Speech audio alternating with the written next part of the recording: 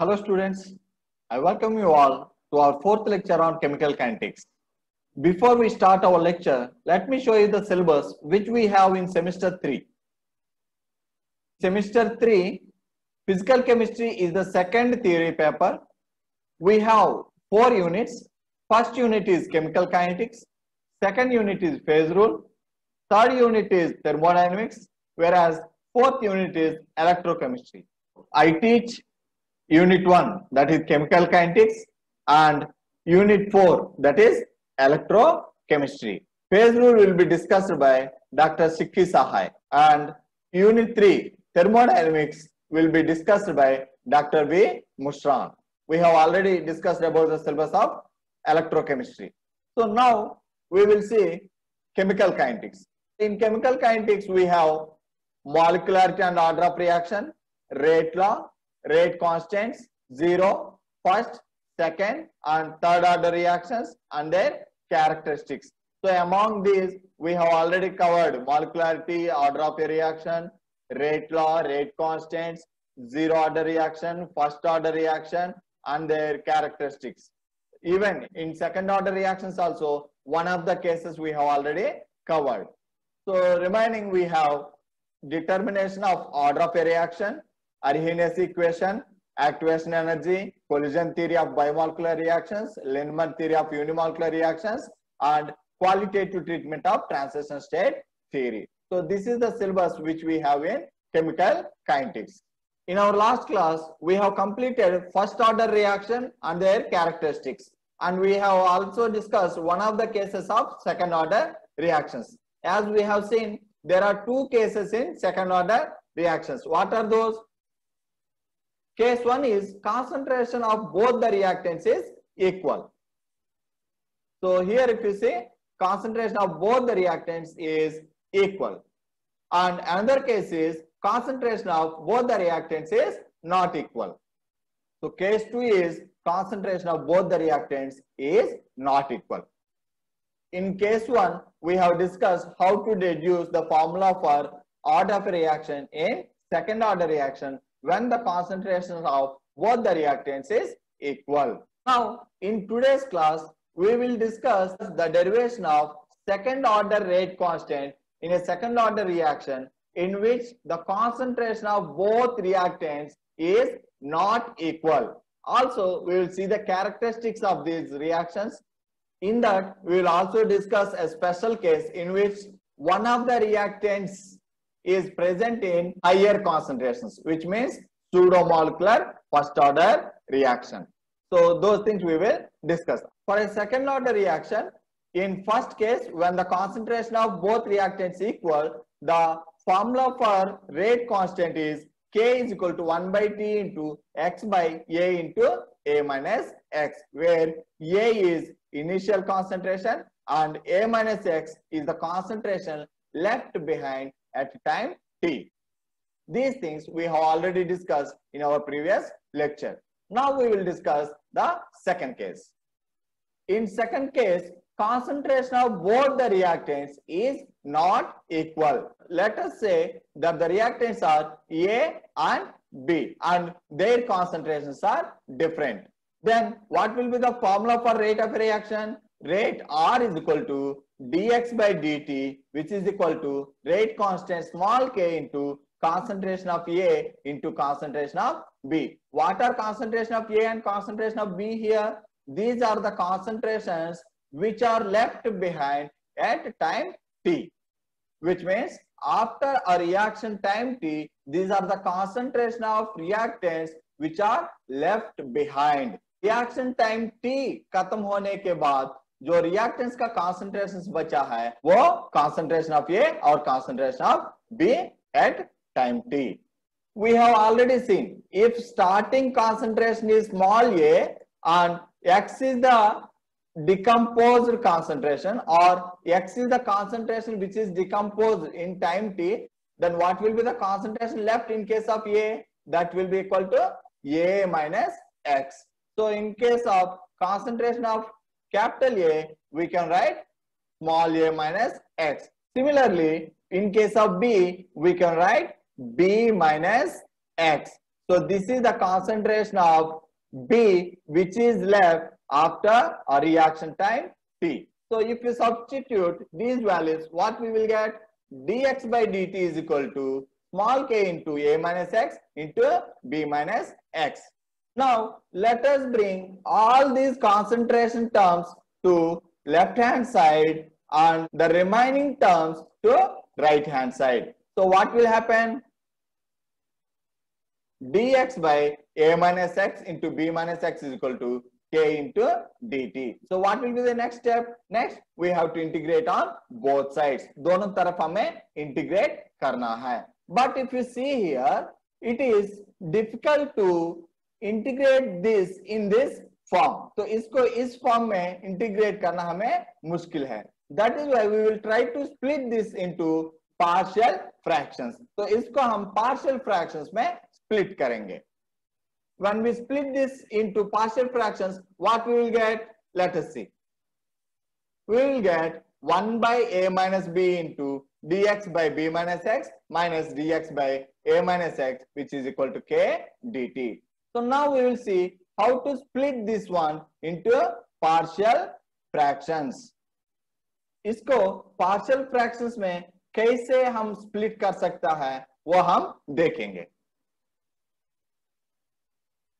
So for partial fractions, we have to take this expression. In this, we will take 1 by A minus x into B minus x. So we have to split this into partial fractions. Say for example, capital A by A minus x plus capital B by B minus x. यहाँ capital A, capital B इससे या reactant से कोई लेना देना नहीं है. या आप चाहे तो इसको कोई भी कांस्टेंट आप ले सकते हैं. मान के चलिए ये कैपिटल सी या कैपिटल डी कोई भी आप ले सकते हैं. तो नाउ लीस्ट कॉमन मल्टीपल हम ले लेंगे. तो एलसीएम हम लेंगे तो क्या होगा? ये b minus x capital A से मल्टीप्लाई करेगा और ये a माइनस एक्स जो है कैपिटल b को मल्टीप्लाई करेगा. So what will happen? दोनों डिनोमिनेटर सेम हो जाएगा. इसका मतलब एलसीएम होगा a minus x into b minus x. तो a minus x into b minus x, a minus x into b minus x दोनों कैंसिल हो जाएगा. तो न्यूमरेटर्स दोनों हमें बराबर हो जाएगा. So what will happen? Capital A into b minus x plus capital B into A minus x is equal to 1. Now let us take different conditions. Say for example x is equal to small a. तो हम एक case ले लेंगे, इसमें x का value हम ले लेंगे कि वो स्मॉल a का बराबर है. तो क्या होगा? तो यहाँ पर ये सब्स्टिट्यूट करिए तो a minus a 0. So b into 0 0. तो ये वाला पूरा टर्म जो है 0 हो गया. Come to this one a into b minus x का जगह small a. So a into b minus a is equal to 1 which implies a is equal to 1 by b minus a. या यहाँ पर -1 हम कॉमन करेंगे तो that will be equal to -1 by a minus b. Now let us take another case that is x is equal to b. इस बार x का जगह हम स्मॉल b सब्स्टिट्यूट करेंगे तो क्या होगा? Small b minus small b. ये x का जगह स्मॉल b हो गया तो b कैंसिल हो गया तो ये इंटू 0. तो ये 0 हो गया है. तो बचा क्या है? कैपिटल B इंटू ये माइनस b. x का जगह b सब्स्टिट्यूट किया तो b into a minus b is equal to 1. So thus when x is equal to b we have got the expression capital B into a minus b is equal to 1. Thus capital B is equal to 1 by a minus b. तो ये दोनों लगा के हम इस expression में substitute करेंगे. तो इन दोनों को सब्स्टिट्यूट करेंगे तो हमें क्या होगा? We will get 1 by a minus x into b minus x is equal to a का जगह क्या आया? -1 by a minus b into a minus x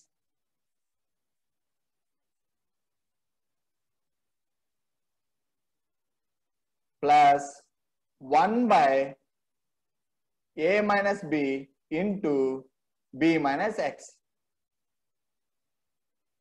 Now if you see here in right hand side we have 1 by a minus b in common, तो दोनों तरफ हमें 1 by a minus b common है, तो इसको हम कॉमन ले लेंगे तो हमें क्या आएगा, this will be the expression.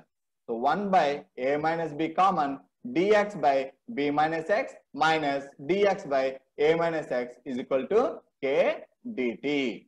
Now let us integrate on both sides. अब दोनों तरफ हम easily इंटीग्रेट कर सकता है। कैसे इसको हम इंटीग्रेट करेंगे तो क्या होगा, तो integral 1 by a minus x into dx, तो इसका फॉर्मूला क्या होगा, इंटीग्रल 1 by x dx का फॉर्मूला क्या है, ln x, लेकिन यहाँ x का जगह a minus x है, तो इसका मतलब ln a minus x।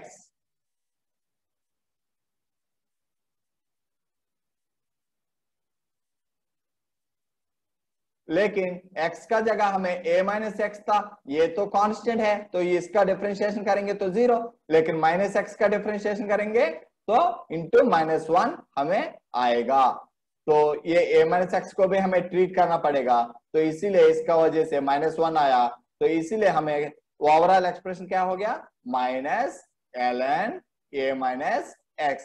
Same with b minus x also, so in case of b minus x we will get minus ln b minus x.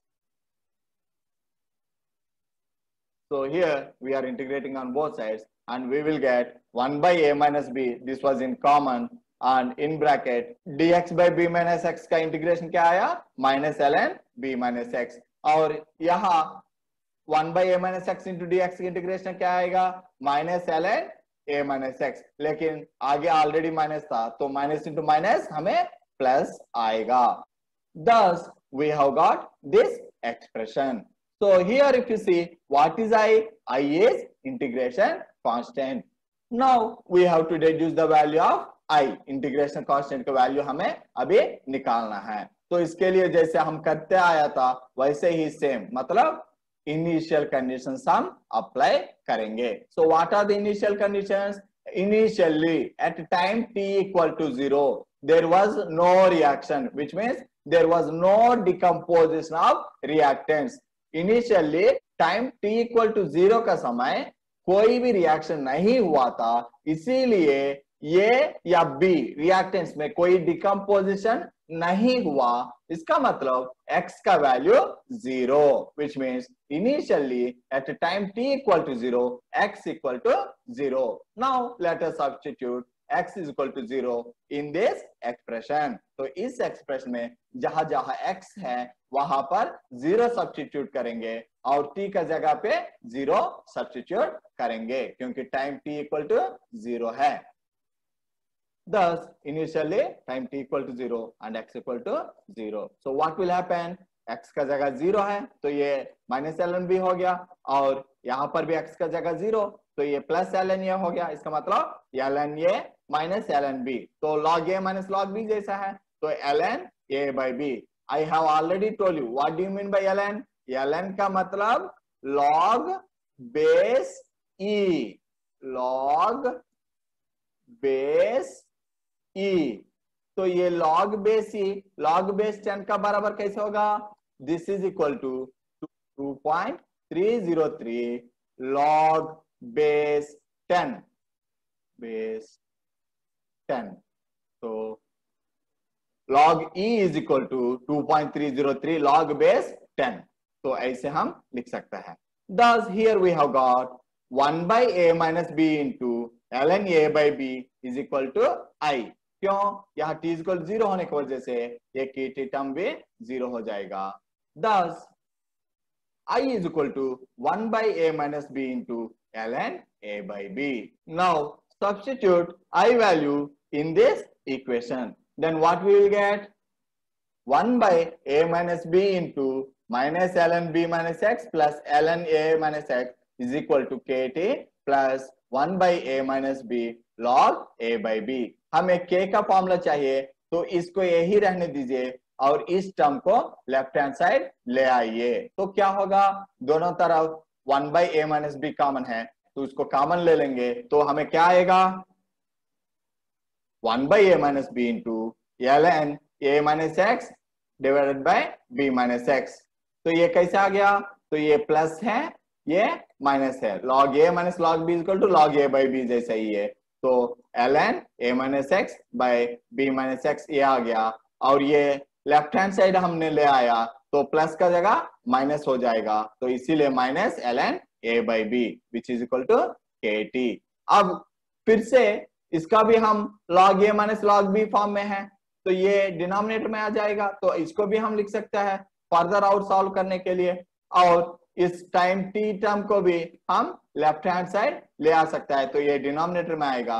thus we will get k is equal to 1 by t into a minus b ln b into a minus x divided by a into b minus x। यहाँ b numerator में कैसे आ गया, क्योंकि यहाँ log a minus log b formula हम apply करेंगे तो ये न्यूमरेटर में जाएगा। अगर आप चाहे तो हम दिखाएंगे कैसे वो आएगा।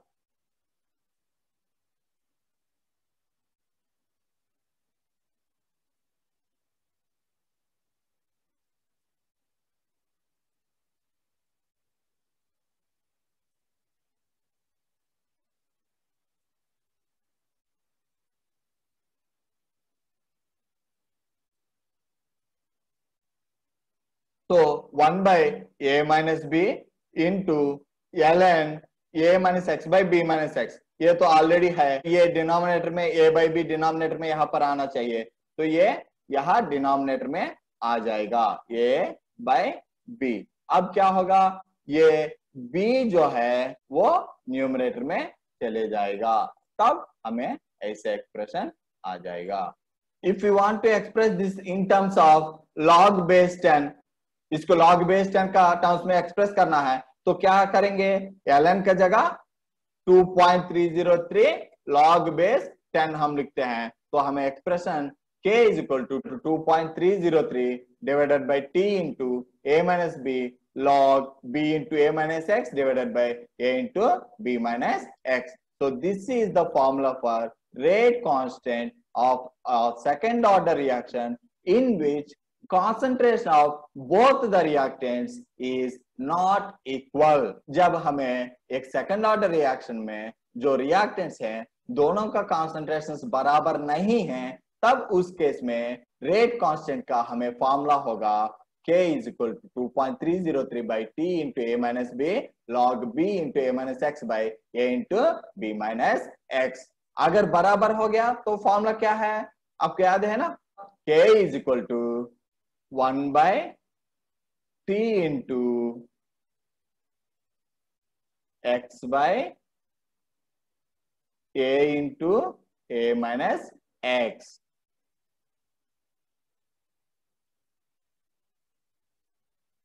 ये k का फॉर्मूला है जब दोनों कॉन्सेंट्रेशंस बराबर है, या हम लिख सकते हैं k is equal to 1 by t into 1 by a minus x minus 1 by a। Now let us discuss the characteristics of second order reaction। second order reactions का characteristics हम अभी देखेंगे। characteristics में पहला characteristic point हम क्या देख रहा था, units of rate constant। Rate constant का यूनिट्स हम देखते थे, तो यहाँ पर रेट कांस्टेंट का यूनिट्स क्या होगा, अगर यहाँ पर आप देखेंगे k is equal to 1 by t into x by a into a minus x, तो 1 by t माने टाइम, तो यहाँ तो टाइम इनवर्स हो गया, तो इस एक्सप्रेशन से टाइम इनवर्स आ गया। अब x क्या है, कॉन्सेंट्रेशन, ये कॉन्सेंट्रेशन है और ये माइनस एक्स भी कॉन्सेंट्रेशन है, तो एक कॉन्सेंट्रेशन दूसरा कॉन्सेंट्रेशन कैंसिल हो जाएगा। हम यूनिट्स का बारे में बात कर रहे हैं, वैल्यू का बारे में नहीं है, तो यूनिट्स कैंसिल हो जाएगा, तो x का यूनिट्स कॉन्सेंट्रेशन है, मतलब से फॉर एग्जांपल मोल पर लीटर, और ये का भी यूनिट्स मोल पर लीटर, तो मोल पर लीटर कैंसिल हो जाएगा। अब बचा क्या है, डिनोमिनेटर में कॉन्सेंट्रेशन टर्म बचा है, तो दोनों जगह यहाँ डिनोमिनेटर में टाइम है, डिनोमिनेटर में कॉन्सेंट्रेशन है, इसका मतलब यूनिट्स क्या है, कॉन्सेंट्रेशन इनवर्स टाइम इनवर्स और liter mole inverse time inverse। Let us see those points। So first units of rate constant, that is k is equal to liter mole inverse time inverse। This has been deduced from the formula of rate constant of a second order reaction। Now say for example एक case में हम concentration को मोल पर litre में हम express कर रहे हैं। अब दूसरा केस हमने ले लिया, उस केस में कॉन्सेंट्रेशन को मोलाल में हमने एक्सप्रेस किया। पहला केस में मोलार में एक्सप्रेस किया, दूसरा केस में मोलालिटी में हमने एक्सप्रेस किया। तो दोनों में हमें जो वैल्यू आएगा वो सेम आएगा कि डिफरेंट आएगा? अगर हम देखेंगे तो एक कॉन्सेंट्रेशन दूसरा कॉन्सेंट्रेशन कट हो जा रहा है, लेकिन एक कॉन्सेंट्रेशन टर्म तो बच जा रहा है। तो इसका मतलब यहां पर हमें यूनिट्स में जैसे ऑलरेडी देखा था, यहाँ लीटर मोल इनवर्स मतलब मोलार इनवर्स हमें है। तो एक केस में मोलार इनवर्स टाइम इनवर्स है, दूसरा केस में मोलाल इनवर्स टाइम इनवर्स। तो मोलारिटी का वैल्यू अलग और मोलालिटी का वैल्यू अलग अलग हो सकता है। तो इसीलिए अगर इसका न्यूमेरिकल वैल्यू हम देखेंगे तो डिफरेंट डिफरेंट कॉन्सेंट्रेशन टर्म्स में हमें न्यूमेरिकल वैल्यू अलग अलग वैल्यूज आ सकता है। Thus, the numerical value of a rate constant will change with the change in units in which concentration is expressed. अगर हमने कॉन्सेंट्रेशन का यूनिट्स हम चेंज कर देंगे तो रेट कांस्टेंट का वैल्यू भी चेंज हो जाएगा। इसको हम कैसे एक्सप्लेन कर सकता है? इस रेट कांस्टेंट का फॉर्मूला से हम एक्सप्लेन कर सकता है। Now let us discuss about half life time. तो हाफ लाइफ टाइम को कैसे डिड्यूस करेंगे? For this we have to take again the formula for rate constant. तो रेट कांस्टेंट का फॉर्मूला हम ले लेंगे, तो time t is equal to t half ले लेंगे, तो इनिशियल कॉन्सेंट्रेशन क्या हो जाएगा? ये बाई 2। कैसे ये बाई 2 का बराबर हो जाएगा? क्योंकि टी हाफ समय में जो रिएक्टेंट डिकम्पोज हो रहा था वो a/2 कॉन्सेंट्रेशन डिकम्पोज हो जाएगा। When time t is equal to t half, the concentration of reactant A decomposed will be equal to small a/2. That implies x is equal to small a/2. इसका मतलब अब हमें t का जगह पर t half substitute करना है और x का जगह पर small a/2 सब्स्टिट्यूट करना है। So let us see. So we have the formula for rate constant k is equal to 1/t into x by a into a minus x। अब क्या होगा? At time t is equal to t half, x is equal to a/2। तो इसको इस expression में हम अब substitute करेंगे तो क्या आएगा? k is equal to 1/t half a/2 divided by a into a minus a/2। तो a minus a/2 का वैल्यू क्या होगा? a/2। That implies k is equal to 1/t half a/2 divided by a into a/2। तो a/2 cancel, अब बचा 1/a into 1/t half। That implies t half is equal to 1/a into k। ये कैसे आया? t half को हमने यहाँ पर लेफ्ट हैंड साइड लेके गया और k को जो है राइट हैंड साइड डिनोमिनेटर में हमने ले आया। तो thus t half life time is equal to 1/a into k, where a is initial concentration and small k is rate constant. Thus, from this expression, we can write t half is inversely proportional to initial concentration. Half life time जो है वो initial concentration का inversely proportional होगा। Thus, half life time is inversely proportional to the initial concentration. If you remember, in zero order reaction, half life is directly proportional to initial concentration. In first order, half life is independent of initial concentration. Now, in second order, half life is inversely proportional to initial concentration. अगर third order reaction हम ले लेंगे तो क्या होगा? Half life will be inversely proportional to square of initial concentration आएगा। Now let us discuss about another characteristic point. So in this we will take a special case in which let us take that one of the concentration terms of the reactants is in higher concentrations. तो मान के चलेंगे कि दोनों concentration terms में से एक का concentration जो है बहुत ज्यादा है, तो उस केस में क्या होगा? that is the case which we have discussed in pseudomolecular reactions.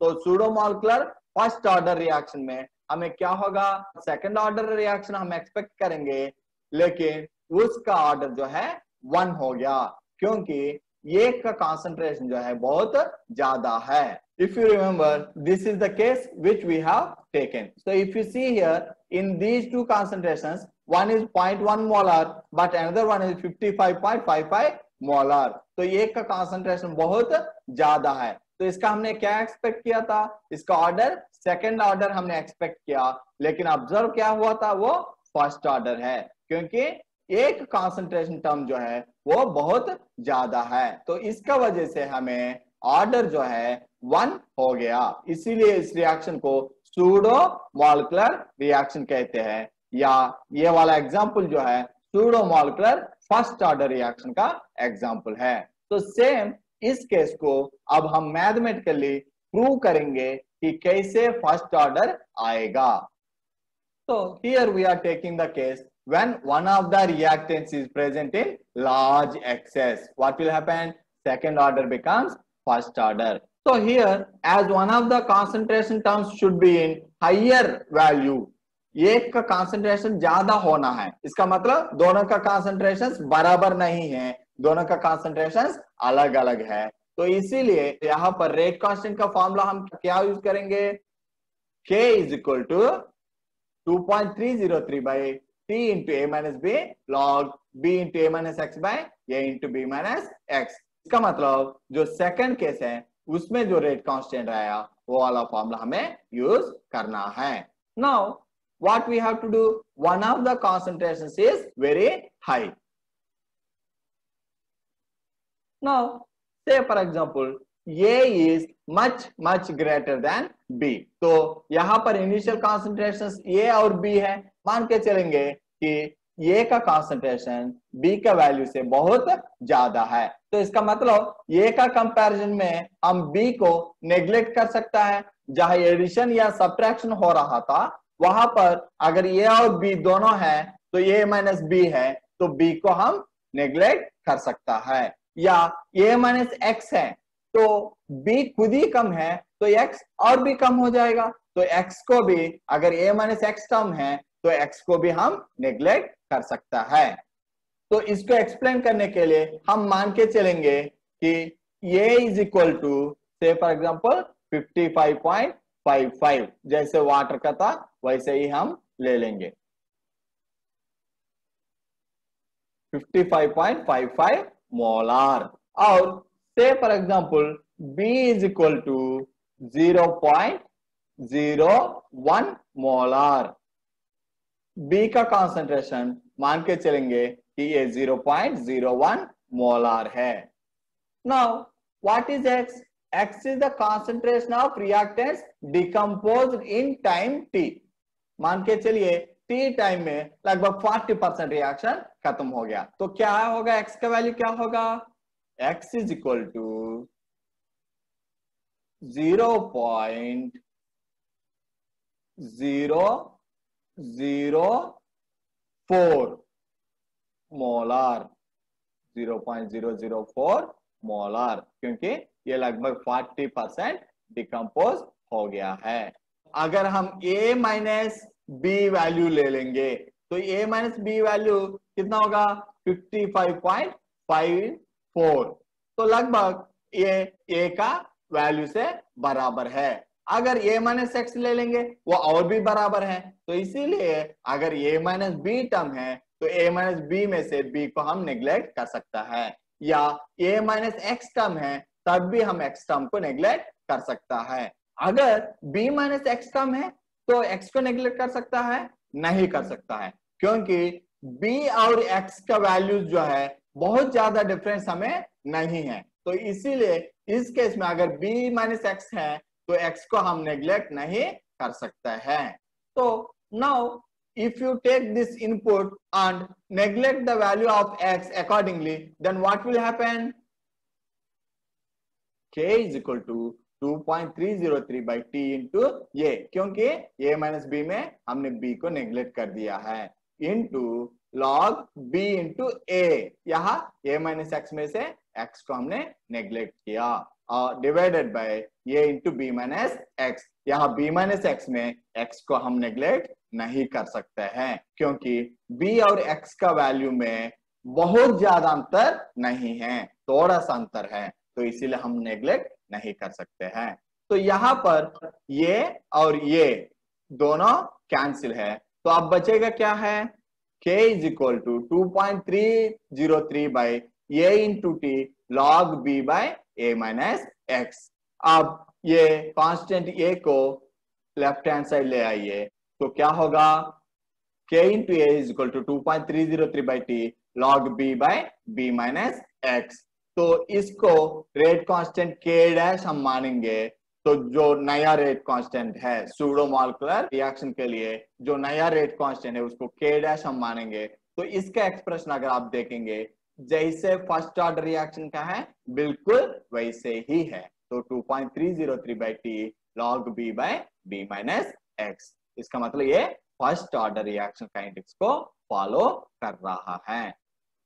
तो ऐसे हम pseudo molecular first order reaction kinetics को हम एक्सप्लेन कर सकता है। तो ये मैथमेटिकल प्रूफ है कि अगर one of the concentration terms, एक कंसंट्रेशन टर्म जो है अगर वो बहुत ज्यादा है तो हमें जो ऑर्डर है सेकंड ऑर्डर एक्सपेक्ट करते हैं, लेकिन होगा वो फर्स्ट ऑर्डर। तो उसका मैथमेटिकल प्रूफ ये है। Now let us discuss about graphs. So if you see 1 by a minus b ln b into a minus x divided by a into b minus x versus time, तो ये तो सीधे सीधे formula से हैं, तो इस ग्राफ में कोई दिक्कत नहीं है। ये y is equal to m x graph जैसा है, y is equal to m x graph जैसा है। तो y का जगह पर हमें क्या है, 1 by A minus b ln b into a minus x by a into b minus x. इसका मतलब सिर्फ t को इस तरफ ले जाएंगे तो बाकी सब y है। तो हमें y इज इक्वल टू ये m का जगह पर है, x का जगह पर t है, तो स्लोप क्या है, m का बराबर है, तो slope is equal to k। Next graph, rate versus concentration of ये। अगर यहाँ पर आप देखेंगे जैसे कॉन्सेंट्रेशन ऑफ ये बढ़ते जा रहा है तो रेट वैल्यू भी हमें इंक्रीज होते आ रहा है। ये ग्राफ हम देखेंगे तो ये क्या कौन सा ग्राफ है, rate is directly proportional to a square है, क्योंकि हमें फॉर्मूला है rate is equal to k into concentration of a square. जैसे इसका स्क्वेयर है तो हमें प्लॉट करेंगे तो रेट और कॉन्सेंट्रेशन ऑफ ए का बीच में ग्राफ जो है वो ऐसे आएगा। Next graph is 1 by A minus X versus time और time versus 1 by A minus x. तो ये 1 बाई ए माइनस एक्स माने कहां पर हमने देखा, जब दोनों का कॉन्सेंट्रेशन बराबर है, तो उस केस में हम ले लेंगे, तो रेट कांस्टेंट के पास हम जाएंगे, तो rate constant k is equal to 1 by t into 1 by a minus x minus 1 by a. If you see here, this is just like y is equal to mx plus c graph. तो हमें y is equal to mx plus c form में हमें चाहिए. So now what we will do? Take t to left hand side and what we will get? That implies kt is equal to 1 by a minus x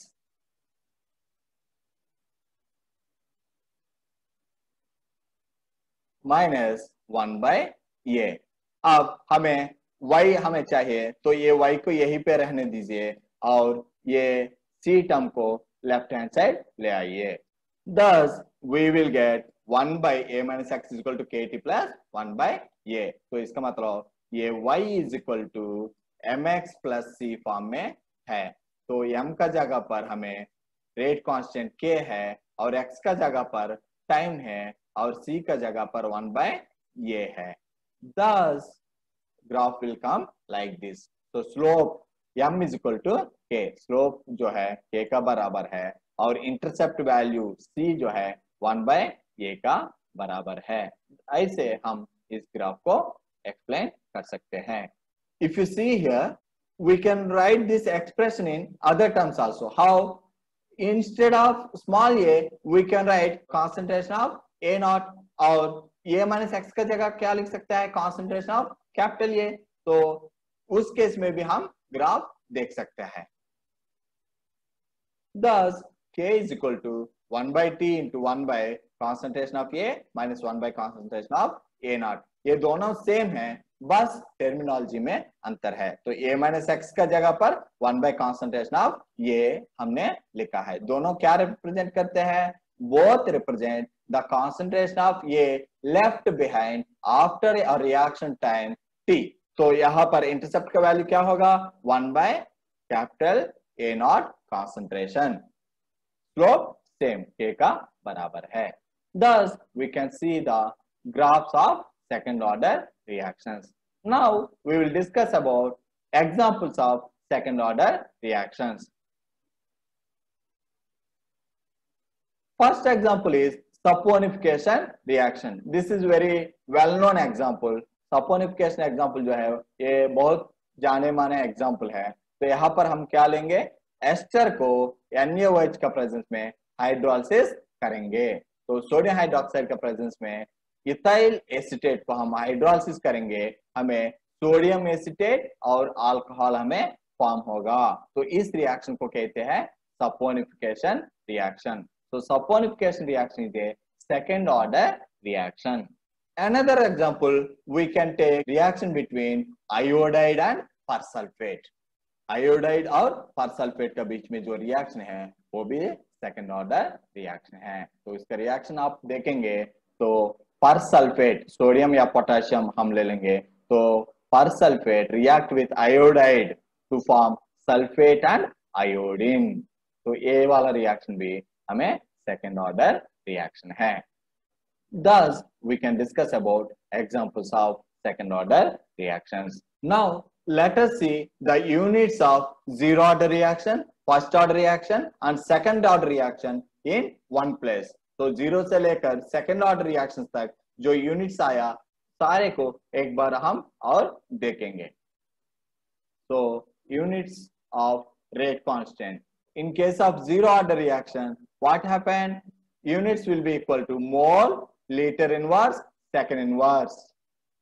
तो यहाँ litre inverse माने decimetre power -3, क्योंकि litre is equal to decimetre cube. तो litre का जगह हम decimetre cube भी लिख सकते हैं, तो इसीलिए लीटर का जगह यहाँ पर डेसीमीटर क्यूब टर्म है। तो जब ऑर्डर जीरो है तो रेट कांस्टेंट का यूनिट्स का फॉर्मूला है मोल decimetre power -3 second inverse.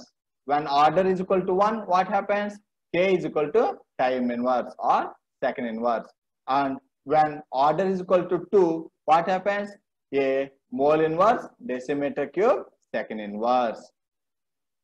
So these three we have already discussed. So in general, अगर order of reaction n है तो उस केस में हमें K is equal to concentration by time into 1 by concentration power n। अगर order of reaction zero है तो क्या होगा, ये पावर जीरो है तो इसका मतलब यहाँ पर कोई टर्म नहीं रहेगा, बचा क्या है, concentration by time। That is why in case of zero order reaction units will be mole liter inverse second inverse or mole decimeter power -3 second inverse। अगर ऑर्डर का वैल्यू 1 है तो क्या होगा, तो यह 1 हो जाएगा, तो कंसंट्रेशन कैंसिल, तो बचा क्या है 1 बाय टाइम। तो इसका मतलब सेकंड इनवर्स और मिनट इनवर्स और आवर इनवर्स ऐसे हम लिख सकते हैं। When order is equal to 2 what will happen, n का जगह 2 लिखेंगे तो क्या होगा, ये 2 है स्क्वायर हो गया तो 1 टाइम हमें कट गया, तो बचा क्या है 1 डिवाइडेड बाय टाइम, यहाँ टाइम का जगह सेकंड इन्होंने लिया तो 1 by second into 1 by mole decimetre power -3, तो हमें आएगा mole inverse decimetre cube second inverse. ऐसे हम zero order reaction, first order reaction और सेकंड ऑर्डर रिएक्शंस का रेट कांस्टेंट्स को हम निकाल सकते हैं। अगर आपको पूछा है अगर थर्ड ऑर्डर रिएक्शन है तो क्या होगा, सिंपली n का जगह पर 3 आप सब्स्टिट्यूट करेंगे, तो 3 सब्स्टिट्यूट करेंगे एक बार कैंसिल होके यहाँ पर स्क्वायर बचेगा, इसका मतलब 1 divided by time into concentration square, concentration क्या है, मोल लेटर इनवर्स है, तो ये लेटर इनवर्स न्यूमरेटर में जाएगा, तो litre square mole power -2 into time inverse या सेकंड इनवर्स, ऐसे आप लिख सकते हैं। So with this, I am concluding today's lecture. We will discuss about third order reactions and determination of order of a reaction. Those topics we will discuss in next lecture. Thank you.